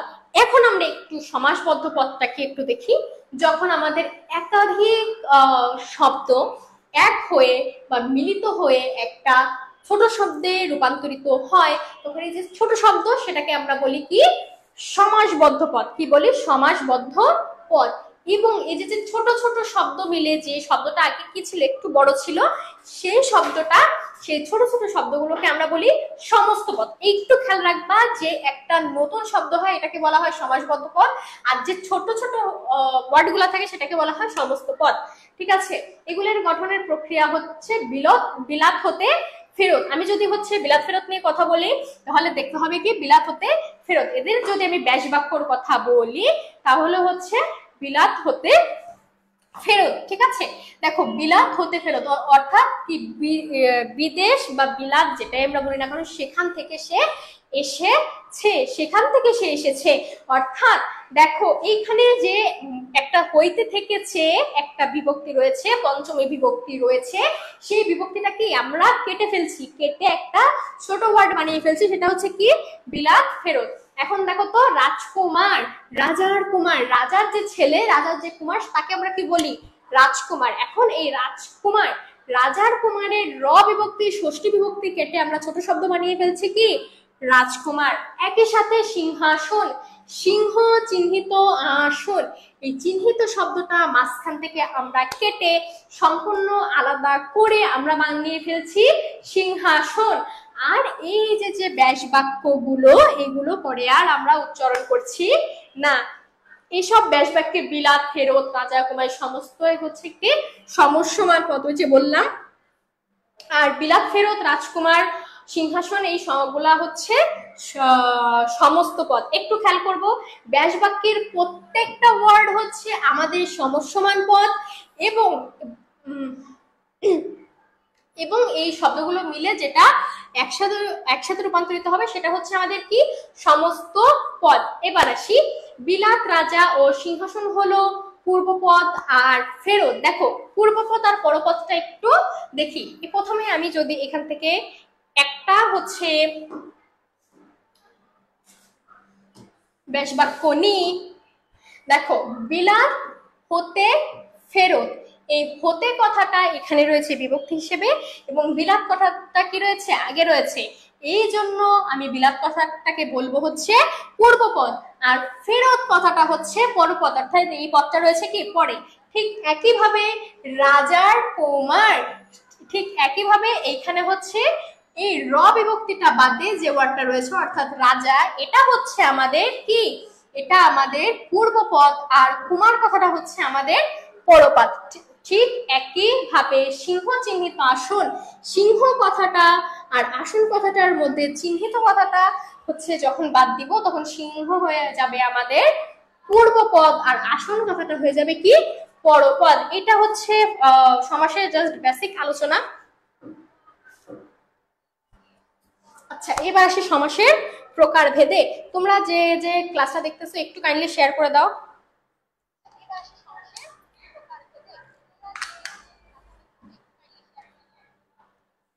আচ্ছা, আমরা আসি সমাসের প্রকার ভেদে। সমাস হচ্ছে সাধারণত 6 প্রকার, এখনকার বইয়ে সমাস খুব সম্ভবত 4 প্রকার দিয়েছে, কিন্তু আমার মনে হয় যে একটু যদি আমরা বিস্তারিত পড়ি তাহলে আমাদের ভালো হবে। কিন্তু তোমাদের পরীক্ষায় হয়তো এভাবে আসতে পারে সমাস কয় প্রকার, তখন এখন যে আপডেট বইটা আমাদের রয়েছে যে সমাস 4 প্রকার, তোমরা চাইলে সেই 4 প্রকারটা একটু দিতে পারো। একটু না, তোমরা ওটাই দেওয়ার আমার সাজেশন থাকলো, যেহেতু এটা আপডেট বইয়ের আপডেট ভার্সনে বা আপডেট তথ্যে এটাই রয়েছে, ঠিক আছে। আচ্ছা, প্রথমে দেখি সমাস 6 প্রকার, ঠিক আছে। কি কি? দ্বন্দ্ব সমাস, দ্বিগু সমাস, কর্মধারয় সমাস, তৎপুরুষ সমাস, ওকে, বহুব্রীহি সমাস, অব্যয়ভাব সমাস। এবার প্রথমে আসি আমরা দ্বন্দ্ব সমাসে। দ্বন্দ্ব সমাসটা যখনই আমরা দ্বন্দ্ব কথাটা বলি তখনই আমাদের মাথায় কি আসে, মানে এমন দুইটা পদ যে দুইটা দুইজনেই সমানভাবে গুরুত্বপূর্ণ, দুইটা পদই সমানভাবে গুরুত্বপূর্ণ। দেখো দ্বন্দ্বটা কখন হয়, যখন এও আমার কাছে গুরুত্বপূর্ণ, ও আমার কাছে গুরুত্বপূর্ণ, এরও ইম্পর্টেন্স আছে, ওরও ইম্পর্টেন্স আছে, কেউ কারো জায়গা ছাড়বে না, তখনই কি হয় দ্বন্দ্ব শুরু হয়। এই জন্য আমাদের মাথায় রাখতে হবে দ্বন্দ্ব সমাস আমরা তখনই বলবো যখন হচ্ছে দুইটা পদেরই আমাদের কাছে সমানভাবে কি থাকবে, দুইটা পদেরই সমানভাবে গুরুত্ব থাকবে বা ইম্পর্টেন্স থাকবে। দুঃখিত, দ্বন্দ্ব সমাস। আচ্ছা, যে সমাসে প্রত্যেকটা সমান পদের অর্থের প্রাধান্য থাকে, ওই যে বললাম প্রত্যেকটা পদের হচ্ছে প্রাধান্য থাকবে, তাকে বলা হয় দ্বন্দ্ব সমাস। যেমন মা ও বাবা, দেখো তো মা ও বাবা, মাঝে একটা ও আছে না, দেখো গুরুত্বকার, দুইটি মাও একটা আলাদা জিনিস, বাবাও একটা আলাদা জিনিস। এই জন্য আমরা যখন একসাথে সমাসবদ্ধ পদ উচ্চারণ করি মা বাবা, তখন আমরা কিন্তু একটাকে ছেড়ে বা একটাকে লোপ পাইয়ে আমরা একটাকে উচ্চারণ করতে পারি না। আমি যদি আরো একটু উদাহরণ দেখি, দ্বন্দ্ব সমাস কয়েক প্রকার সাধিত হয়, মিলনার্থক যোগে, বিরোধার্থক যোগে, বিপরীতার্থক যোগে। মিলনার্থক যোগে হয় হচ্ছে মা বাবা, দেখো তো মা বাবা দুজনই সমানভাবে গুরুত্বপূর্ণ না, দেখো তো মাসি পিসি, আমরা এর যদি ব্যাস বাক্য করি তাহলে আমরা কি করতে পারবো, মাসি ও পিসি, মাসি এবং পিসি, এছাড়া তো আমরা এক্সেস কিছু করতে পারবো না, কারণ কি আমাদেরকে মাসিকেও আনতে হবে, পিসিকেও আনতে হবে, কারণ মাসির গুরুত্ব রয়েছে, পিসিরও গুরুত্ব রয়েছে। তোমার ফুফুকে ছেড়ে তুমি খালাকে ধরতে পারবো না, খালাকে ছেড়ে তুমি তোমার ফুফুকে ধরতে পারবা না, দুইটা পদেরই সমানভাবে আমাদের গুরুত্ব রয়েছে। এবার আসি একটু বিরোধার্থক যোগে। দা কুমড়ো, দেখো দার একটা আলাদা অর্থ রয়েছে, কুমড়োরও আলাদা অর্থ রয়েছে, আমরা কিভাবে বলতে পারবো দা এবং কুমড়ো, দা ও কুমড়ো, ঠিক সেরকম ওহি এবং নুকুল, নুকুল এবং ওহি, কিন্তু ওহিকে বাদ দিয়ে নুকুল বা নুকুলকে বাদ দিয়ে ওহি, বা স্বর্গকে বাদ দিয়ে নরক, নরককে বাদ দিয়ে স্বর্গ, এরকম কিছু কিন্তু আমরা বলতে পারবো না, ঠিক আছে। এবার আসি বিপরীতার্থক যোগে। আয় ব্যয়, যখন আয় হবে তার সাথে তোমার ব্যয় হবে, আয় আর ব্যয় দুটাই কি ভিন্ন জিনিস, তুমি যখন জমা রাখবা তখন তুমি খরচ করতে পারবে না, খরচ করলে তুমি জমা রাখতে পারবে না, দুইটাই হচ্ছে বিরোধার্থক। অর্থাৎ যখন হচ্ছে দুইটাই ডিফারেন্স, তোমার দুইটার ভিতরে একটা ডিফারেন্স আনতে হবে, অর্থাৎ তুমি একটাকে উল্লেখ করলে অপরটাকে অবশ্যই উল্লেখ করতে হবে, তখন হচ্ছে তোমার সেটা হবে বিপরীতার্থক যোগে দ্বন্দ্ব সমাস। বুঝতে পেরেছো? না বুঝতে পারলে অবশ্যই আমাকে জানাও, ক্লাস শেয়ার করো, কমেন্টস করো আর আমাকে জানাও। ওকে, এবার আসি দ্বন্দ্ব সমাসের কিছু উদাহরণে, যেগুলো খুব খুব গুরুত্বপূর্ণ আর বারবার এইচএসসি পরীক্ষায় আমি এগুলো আসলে দেখেছি। আচ্ছা, প্রথমে হচ্ছে প্রদত্ত শব্দ অর্থাৎ দ্বন্দ্ব সমাসের যে সমসমান পদ সেটা, এবং পরে ব্যাস বাক্য এবং সমাসের নাম। এবার দেখো, মরা বাঁচা, যে মরে সে কি আর বাঁচে, মানে দুইটাই ইম্পর্টেন্ট, দুইটারই আলাদা অর্থ রয়েছে। এক কথায় মনে রাখবা, যেখানে হচ্ছে দুইটারই আলাদা অর্থ রয়েছে সেখানে হবে আমাদের দ্বন্দ্ব সমাস। দেখো, মরা বাঁচা, ব্যাস বাক্য করলে মরা ও বাঁচা, এখানে ও ছাড়া অন্য কোনো ওয়ার্ড দিয়ে আমরা এটাকে ব্যাস বাক্য করতে পারবো না, এজন্য অবশ্যই এটা দ্বন্দ্ব সমাস। ঠিক সেরকম দা ও কুমড়ো, ও ছাড়া অন্য কোনো ওয়ার্ড দিয়ে আলাদা করতে পারবো না, দ্বন্দ্ব সমাস। সৈন্য সামন্ত, সৈন্য সামন্ত, দ্বন্দ্ব সমাস। রক্ত মাংস, রক্ত মাংস। ভরণ পোষণ, ভরণ পোষণ, দ্বন্দ্ব সমাস। এই সেম সবগুলো, এর ভিতরে খুব খুব খুব খুব গুরুত্বপূর্ণ হচ্ছে কি, দম্পতি। দম্পতি হচ্ছে জায়া ও পতি, অর্থাৎ স্ত্রী ও স্বামী। এই কথাটা, এই দম্পতি কথাটা খুব খুব খুব বেশি ইম্পর্টেন্ট, খুব বেশি ইম্পর্টেন্ট তোমাদের হচ্ছে এইচএসসি পরীক্ষার জন্য, তোমাদের এসএসসি পরীক্ষার জন্য, অ্যাডমিশন পরীক্ষার জন্য। এবার আসি হচ্ছে একটু অলুক দ্বন্দ্ব সমাসে। আচ্ছা, অলুক দ্বন্দ্ব সমাসটা হচ্ছে কি, এমন সমাস বা এমন দ্বন্দ্ব সমাস হচ্ছে সেই অলুক, সরি কথাটা গুছিয়ে বলতে পারছি না, সহজে বলা যায় কি, যে দ্বন্দ্ব সমাসে তোমার বিভক্তি লোপ পাবে না, অর্থাৎ বিভক্তিকে অবশ্যই তোমার রাখতে হবে। একটু আগে আমি যেমন বলছিলাম যে বিভক্তি লোপ পাইয়ে আমরা সমাসকে গঠন করব, অর্থাৎ বিভক্তি থাকতে পারবে না, ঠিক সেরকম অলুক দ্বন্দ্ব, অর্থাৎ অলুক দ্বন্দ্বকে বলা হয় একটা ঘাড়তারা দ্বন্দ্ব। ঠিক আছে, সে যখন দ্বন্দ্বের ভিতরে আসবে, দ্বন্দ্ব সমাসের ভিতরে আসবে, তখন হচ্ছে সে একদম টানা বলে দেয় যে আমি আমার ব্যাস বাক্যের ভিতরে বলো কোথায় বলো বিভক্তিকে ছাড়া আমি বাঁচবো না। That is a deep relationship with অলুক দ্বন্দ্ব অ্যান্ড বিভক্তি। সে একদম স্ট্রিক্টলি বলে দেয় আমি বিভক্তি ছাড়া নড়বো না, বিভক্তি আমার সাথে থাকবে। দেখো তো, আমি আগে একটু ব্যাস বাক্যে আসি। হাতে ও পায়ে, দেখো তো, হাতে ও পায়ে, এ বিভক্তি যোগ আছে না, হাতে পায়ে দুইটার সাথে এই যে এই বিভক্তি যোগ আছে না। এখন দেখো, আমাদের প্রথম শর্ত ছিল কি, বিভক্তি থাকবে না, কিন্তু আমরা যদি প্রদত্ত শব্দে আসি, দেখো তো হাতে পায়ে বিভক্তি রয়েছে। ঠিক সেরকম অলুক দ্বন্দ্বে বলে আমার ব্যাস বাক্যের ভিতরে, আমার ব্যাস বাক্যে আমার শব্দের সাথে যে বিভক্তি রয়েছে, আমার হচ্ছে সমাস নিষ্পন্ন পদের সাথে ঠিক সেই বিভক্তি থাকবে, আদারওয়াইজ আমি বসবো না। ঠিক সেরকম হচ্ছে কি, দুধে ভাতে, দেখো দুধে ভাতে।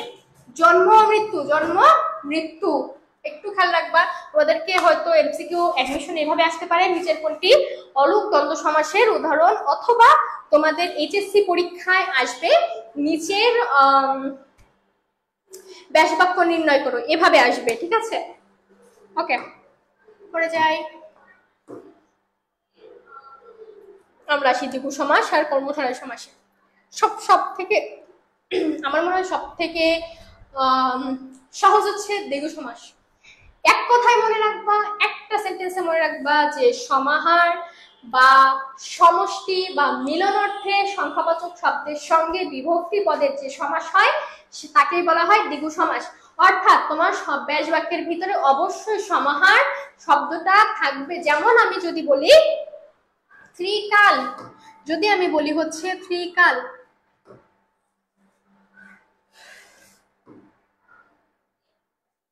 যদি আমি বলি হচ্ছে ত্রিকাল, দেখো তো তিন কালের সমাহার, সমাহার কথাটা আছে, তাহলে একটু খেয়াল রাখতে হবে যে আমাদের এই দ্বিগু সমাসে সমাহার কথাটা থাকবে।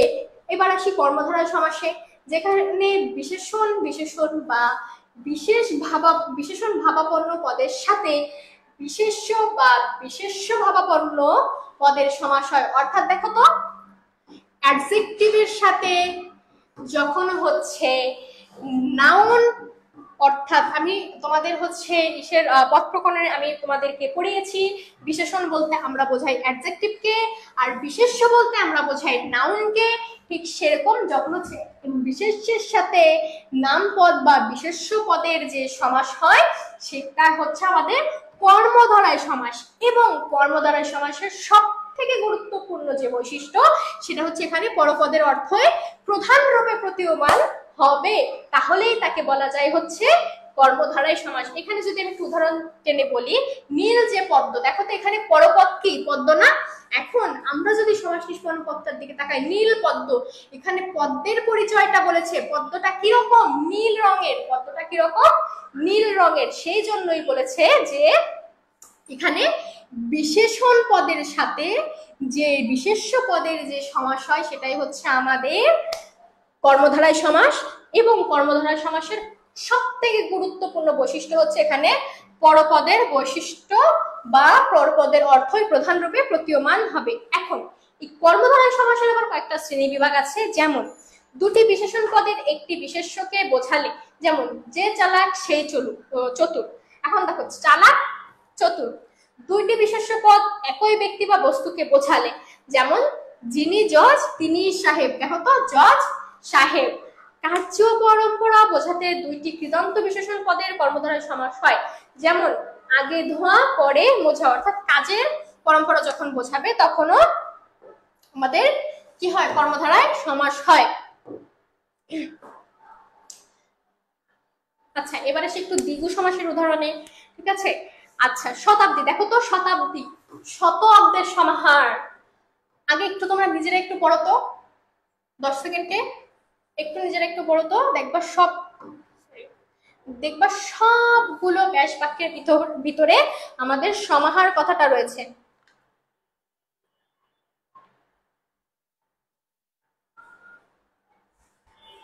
আমি আগেই বলেছি সমাহার কথাটা দ্বিগু সমাসের ভিতরে থাকবে। দেখো তো শতাব্দী, শত অব্দের সমাহার। তেপান্তর, তে প্রান্তের সমাহার। সপ্তর্ষি, সপ্তর্ষির সমাহার। শ্বেতা, চতুর্ভুজ। সপ্তাহ, এখানে গুরুত্বপূর্ণ রয়েছে সপ্তাহ, রয়েছে শতাব্দী, রয়েছে সপ্তর্ষি, রয়েছে চৌরাস্তা। ঠিক আছে, এইগুলো একটু খেয়াল রাখবা, তাহলেই হবে আশা করি। দ্বিগু সমাস, এর থেকে বেশি আর কিছুই নাই আলোচনা। এবার আসি যে বললাম কর্মধারয় সমাসের কয়েকটা প্রকারভেদ রয়েছে, যেমন হচ্ছে মধ্যপদলোপী কর্মধারয় সমাস, উপমান কর্মধারয় সমাস, উপমিত কর্মধারয় সমাস, আর হচ্ছে রূপক কর্মধারয় সমাস। এবার আসি আমি হচ্ছে প্রথমে মধ্যপদলোপী কর্মধারয় সমাস। দেখো, যে কর্মধারয় সমাসে ব্যাস বাক্যের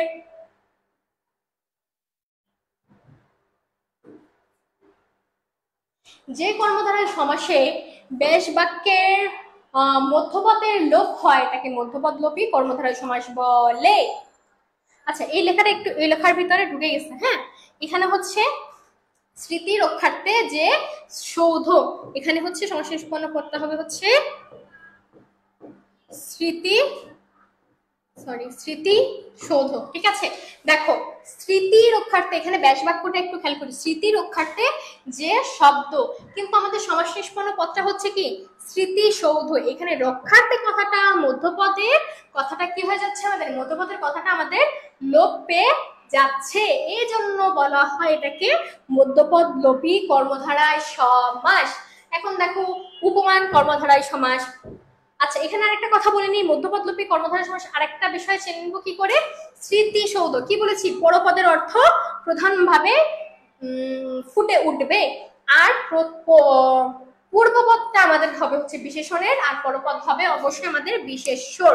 এইটুকু যদি খেয়াল করি তাহলে আমাদের কর্মধারয় সমাস চিনতেও কোনো অসুবিধা হবে না। এবার তোমাকে অনেক রকম কথা বলবে হচ্ছে উপমান কর্মধারয় সমাস নিয়ে আর উপমিত কর্মধারয় সমাস নিয়ে। আমি একটু তোমাকে ক্লিয়ার করি দুটাই হচ্ছে কোনো কিছুর সাথে তুলনা দিয়ে কোনো কিছুকে তোমাকে বোঝাবে।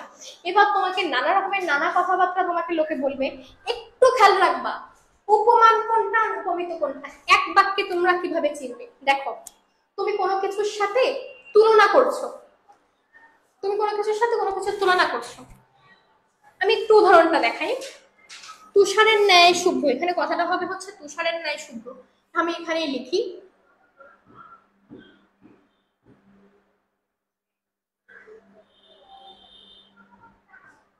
তুষারের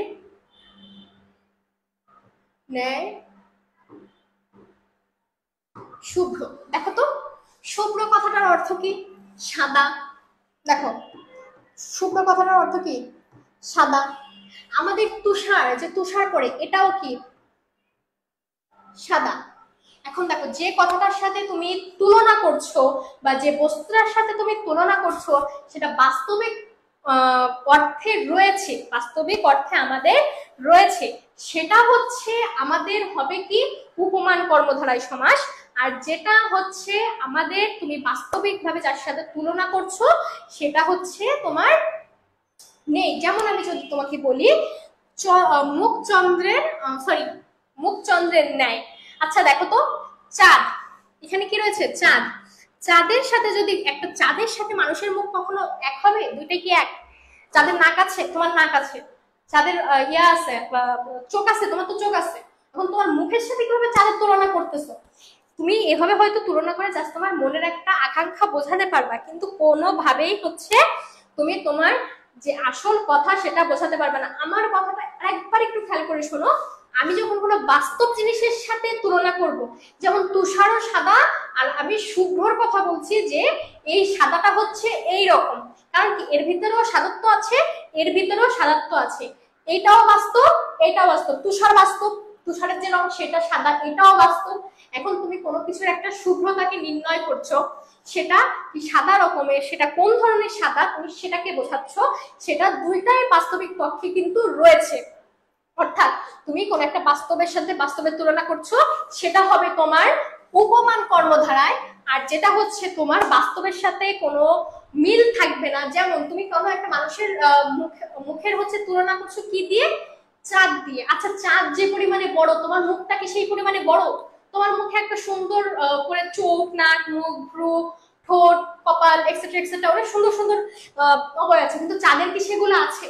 তুমি চাঁদকে সুন্দর বলছো, তো চাঁদের সৌন্দর্যের সাথে তুমি তোমার সৌন্দর্যকে তুলনা করতে পারো, কিন্তু চাঁদের ন্যায় মুখ বা মুখচন্দ্রের ন্যায় যেটাই আমরা বলি না কেন, এই যে যে তুমি চাঁদের সাথে সরাসরি তুলনা করে দিচ্ছ, চাঁদ আর তুমি কি কখনো এক হতে পারবে? কি বাস্তব? যখন দেখবা হচ্ছে তুমি এরকম বাস্তব উদাহরণ পাবা না, তখন সেটাকে তুমি ধরে নিবা হচ্ছে উপমিত কর্মধারায়। তাহলে আমার মনে হয় উপমান কর্মধারায় আর উপমিত কর্মধারায় দুটার ভিতরে পার্থক্যটা তোমাদের একটু হলেও যাবে। এবার আসি রূপক কর্মধারায়। উপমান আর উপমের মধ্যে অভিন্নত কল্পনা করা হলে, অর্থাৎ বলা হবে এটাও যা এটাও তাই, এইটা রূপ এইটা ঠিক সেরকম। দেখো তো মন মাঝি, খুবই ইম্পর্টেন্ট একটা হচ্ছে উদাহরণ। মন মাঝি, মন রূপ মাঝি, অর্থাৎ মাঝি আর মনকে হচ্ছে একইভাবে ভাবা হয়েছে, ঠিক সেরকম করে যে ওয়ার্ডগুলা যায় সেটা হচ্ছে কি আমাদের রূপক কর্মধারায়। ঠিক আছে,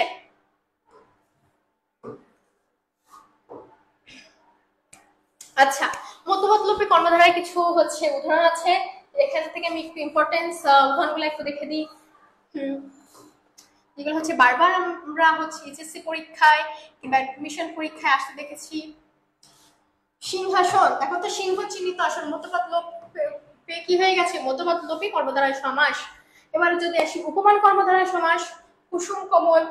যদি উপমিত কর্মধারায় সমাসে আসি, ফুলকুমারী। দেখো তো কুমারী ফুলের ন্যায়। দেখো এখানে যদি এখানে এই উদাহরণটাকে যদি আমি একটু টেনে কথা বলি, একটা কুমারী মেয়ে আর ফুল, সে একটা মানুষ, তার শরীরে রক্ত আছে, মাংস আছে, কিন্তু একটা ফুল, ফুলের গায়ে রক্ত মাংস আছে, তাহলে কি দুইটা কি বাস্তব হলো? দুইটা কিন্তু বাস্তব হলো না। যখন বাস্তব হবে না তখন হয়ে যাবে কি উপমিত। এক কথায় হচ্ছে যেখানে বাস্তবতা থাকবে না, আর এইখানে হচ্ছে বাস্তবতা থাকবে। যেমন দেখো কুসুমের মতো কোমল, দেখো তো কুসুমের যে গুণ, আমরা যখন ডিম ভাঙার পরে কুসুমটা ই করি দেখবে একদম নরম, একদম কোমল একটা আবরণ। ঠিক সেরকম যদি আমরা কোনো কিছু তুলনা করতে চাই তাহলে সেটা কিন্তু আমরা করতে পারবো, যে কুসুমের মতো কোমল। ঠিক আছে, এবার দেখো তো এবার আসি রূপক কর্মধারায়। মন মাঝি একটু আগে বললাম খুবই গুরুত্বপূর্ণ।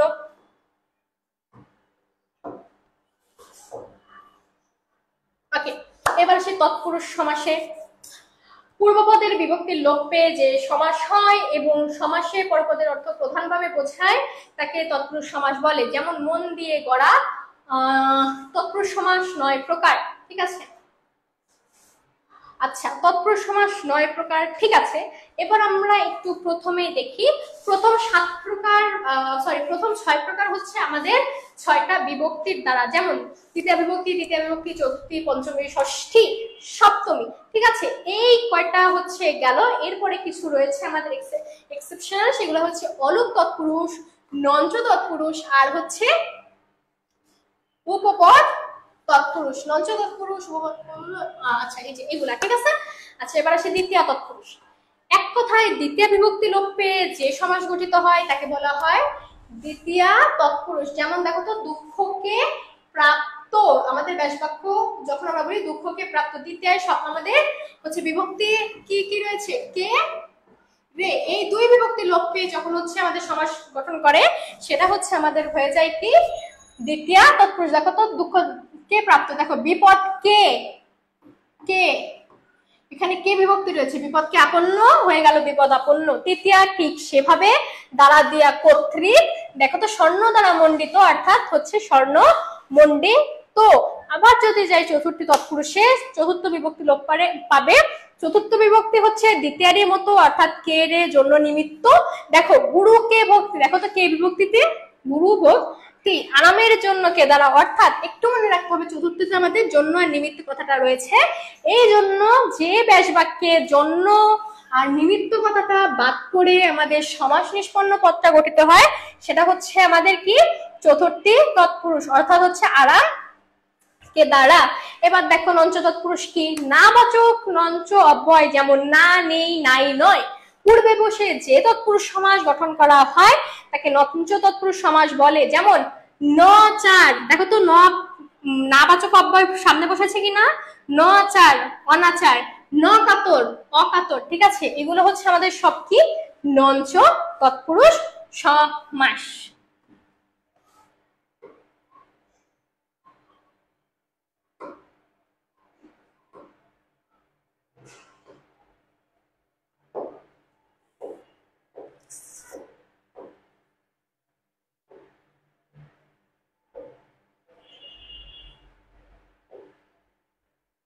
আচ্ছা, একটু উদাহরণগুলো দেখি। দ্বিতীয় তৎপুরুষের কিছু উদাহরণ রয়েছে, যেমন দুঃখ প্রাপ্ত, দুঃখকে প্রাপ্ত, মাছ ধরা, চিরসুখী। তৃতীয় তৎপুরুষের রয়েছে কিছু বাগ্বেতণ্ডা, ছায়াশীলতা, শোকার্ত। চতুর্থেরও কিছু রয়েছে। ঠিক আগের কথাই, যেখানে আমাদের দ্বিতীয় বিভক্তি লোপ পাবে সেটা দ্বিতীয় তৎপুরুষ, তৃতীয় বিভক্তি যেখানে লোপ পাবে সেটা তৃতীয় তৎপুরুষ, চতুর্থ যেটা লোপ পাবে সেটা চতুর্থ তৎপুরুষ। ঠিক এইভাবে পঞ্চমী ও ষষ্ঠীতে যাবে, ঠিক আছে। এবার একটু আমরা দেখি হচ্ছে পঞ্চমী তৎপুরুষ সমাসের কিছু উদাহরণ।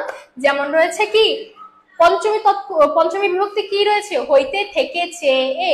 একটু যদি এইগুলা আমরা একটু দেখি তাহলে দেখো পদচ্যুতি, পদ হতে চ্যুতি, দেখো পদ হতে চ্যুতি। আমরা কি জানি, হইতে, থেকে, চেয়ে এই ওয়ার্ড গুলা হচ্ছে আমাদের পঞ্চমী বিভক্তির ভিতরে পড়ে, এবং এই হইতে, থেকে, চেয়ে যখন আমাদের ব্যাস বাক্য থেকে কেটে যায় এবং পরে গিয়ে আমাদের নতুন শব্দ গঠিত হয়, তাই সেটা হচ্ছে পদচ্যুতি।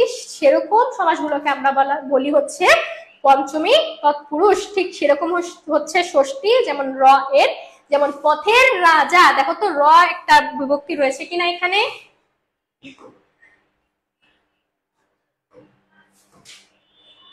র বিভক্তিটা কিন্তু এখানে রয়েছে।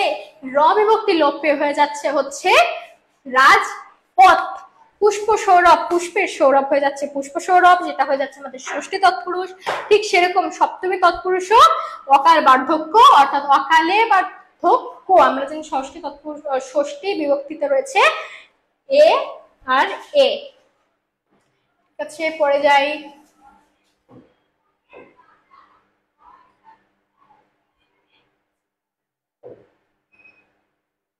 ওকে, এবার নঞ্চ তৎপুরুষের ঠিক সেরকম কিছু উদাহরণ রয়েছে। যেমন দেখতে পারবা হচ্ছে অনাচার, নেই আচার, অখ্যাত, নয় ক্ষত। উপপদ তৎপুরুষ সমাসে রয়েছে মধুকর, মধুকর। যে এখান থেকে আমি মনে হয় কিছু ইম্পর্টেন্স উদাহরণ তোমাদেরকে বলে দেওয়া উচিত। ন আচার, মধুকর খুবই ইম্পর্টেন্ট, প্রিয়ংবদা। নিত্য সমাসে রয়েছে দেশান্তর, রূপান্তর। এখানে জাস্ট ইম্পর্টেন্ট ইয়াগুলো আমরা একটু দেখে যাই। আচ্ছা, এবার আসি বহুব্রীহি সমাস আর বহুব্রীহি সমাসের প্রকার ভেদে। যে সমাসে সমসমান পদগুলোর কোনোটির অর্থ না বুঝিয়ে অন্য কোনো পদকে বোঝায় তাকে বহুব্রীহি সমাস বলে। যেমন বহুব্রীহি আছে যার, দেখো বহুব্রীহি, ভি কথাটির অর্থ হচ্ছে কি ধান, ঠিক আছে। এখন দেখো এটা যদি আমরা ব্যাসবাক্য হিসেবে বলি তাহলে হবে কি বহুব্রীহি। একদম ইজি কথায় যেটা হবে হচ্ছে যে মেইন যে কথাটা আমাদের ব্যাসবাক্যে বুঝিয়েছে, আমাদের ঠিক সেই সেম কথাটা আমাদের সমাস নিষ্পন্ন পদে কিন্তু বোঝাবে না।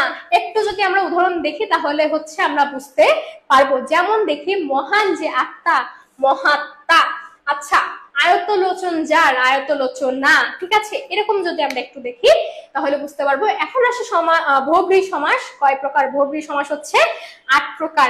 যেমন হচ্ছে সমানাধিকরণ, ব্যাধিকরণ, ব্যাতিহার, নঞ্চ, মধ্যপদলোপী, প্রত্যন্ত, অলোক, সংখ্যাবাচক এবং বহুব্রীহি, ঠিক আছে। এবার একটু উদাহরণগুলো যখন আমরা একটু দেখবো, দেখো 5 মন্দভাগ্য, মন্দভাগ্য যার। আরেকটা কথা হচ্ছে একটু বহুব্রীহি সমাস চেনার অন্যতম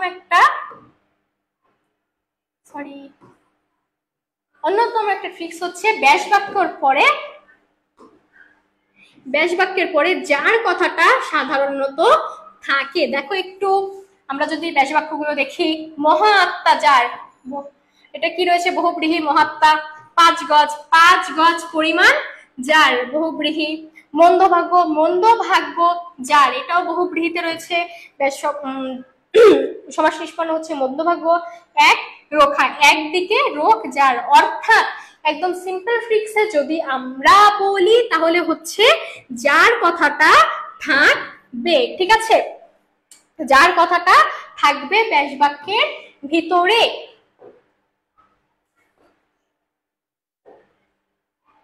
বহুব্রীহি সমাসে এখানে কিছু উদাহরণ রয়েছে, এখান থেকে উদাহরণগুলো আমরা একটু ইম্পর্টেন্স থেকে দাগিয়ে দিই। দশানন, দেখো দশানন আছে যার, দেখো পরে প্রাণ চঞ্চল, চঞ্চল যে প্রাণ। পরে নঞ্চ বহুব্রীহি অর্থাৎ না বাচক যে বহুব্রীহি গুলো হবে সেগুলো হচ্ছে বলা যায় অনিবার্য, নিরর্থক। আচ্ছা, ওকে, হাতাহাতি। দেখো কিছু ব্যতিহার বহুব্রীহি, অন্যতম একটা তোমাদের প্রবলেমের ব্যাপার হচ্ছে কি ব্যতিহার বহুব্রীহি। ব্যতিহার বহুব্রীহি, ব্যতিহার বহুব্রীহি সম্পর্কে আমি একটু বলি। ব্যতিহার বহুব্রীহিটা হচ্ছে আমাদের দুইটা দিকেই সমানভাবে কাজ হবে, দুইটা দিকেই সমানভাবে কাজ হবে। দেখো আমরা যদি বলি যে কোনো একদিকে কাজ হবে সেটা কিন্তু ব্যতিহার হবে না, আমাকেও করতে হবে তাকেও করতে হবে। যদি আমরা একটু উদাহরণগুলো দেখি, দেখো তো হাসাহাসি, হ্যাঁ সেও হাসছে আমিও হাসছি। হাতাহাতি, হাতাহাতি আমি কি একা করতেছি, সেও তো আমাকে করতেছে, মানে আমিও করতেছি সেও করতেছে, দুজনেই যখন একই কাজ করতেছি তখন সেটা হয়ে যায় কি ব্যতিহার বহুব্রীহি। যেমন আমরা বলতে পারি কি চুলাচুলি, চুল টানাটানি কি আমি একা করতেছি, ভাই সেও তোমার চুল টানতেছে আমিও তো টানতেছি, ঠিক আছে, যে সেও করতেছে আমিও করতেছি। এরকম যখন দুইটা মানে দুই সাইড থেকেই হচ্ছে কোন একটা কাজ করা হয় সেটাই হচ্ছে কি হয়ে যায় আমাদের ব্যতিহার বহুব্রীহি। যেমন হচ্ছে দেখবা হাসাহাসি, হাতাহাতি, চুলোচুলি, মারামারি, ঠিক আছে, এগুলো সবই আমাদের কি হয়ে যায় ব্যতিহার বহুব্রীহি হয়ে যায়। এবার আসি হচ্ছে বহুব্রীহি, ওকে সরি আগে থ্যাংক ইউ কেন নিয়ে নিচ্ছ তোমরা। আচ্ছা, এবার আসছে একটু অব্যয় ভাব সমাসে। আচ্ছা, পূর্ব পদে অব্যয় যোগে নিষ্পন্ন সমাসে যদি অব্যয়েরই অর্থে প্রাধান্য থাকে তাকে অব্যয়ী ভাব সমাস বলে। যেমন জানু থেকে লম্বিত পর্যন্ত শব্দের অব্যয় হচ্ছে আজানু লম্বিত। দেখো এক কথায় হচ্ছে তুমি খুব ইজিলি এটাকে ডিফাইন করতে পারবা কিভাবে, একটু জাস্ট খেয়াল রাখবা যে পূর্বপদে অব্যয় যোগে নিষ্পন্ন সম্পন্ন সমাসে যদি অব্যয়ের অর্থই হচ্ছে প্রাধান্য থাকে। দেখো তো আমি একটু উদাহরণ যখন আসি, হাভাত, দেখো হাভাত, ভাতের অভাব,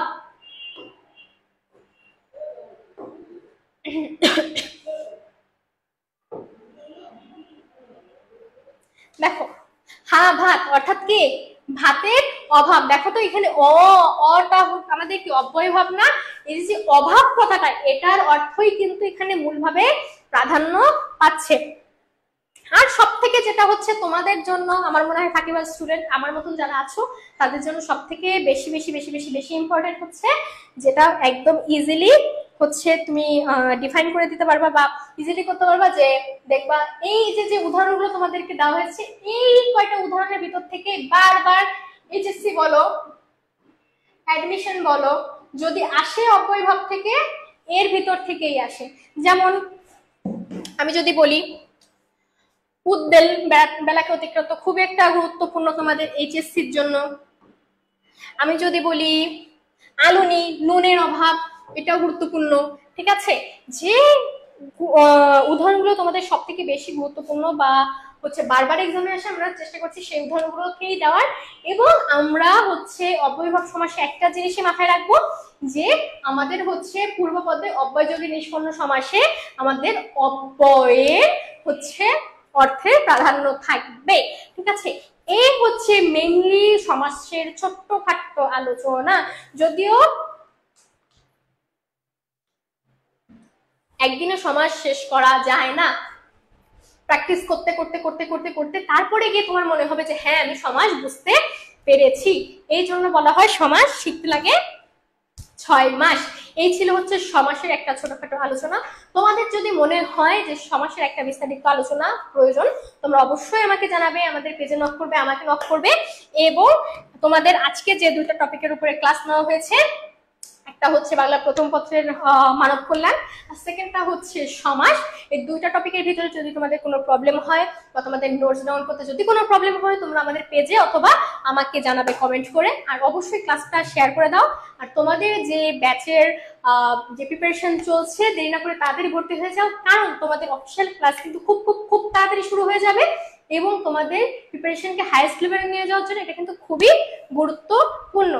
ঠিক আছে, তাহলে দেরি না করে আজকে এই পর্যন্তই থাকুক। সকলকে থ্যাংক ইউ ক্লাসটা করার জন্য। দেখা হবে আবার।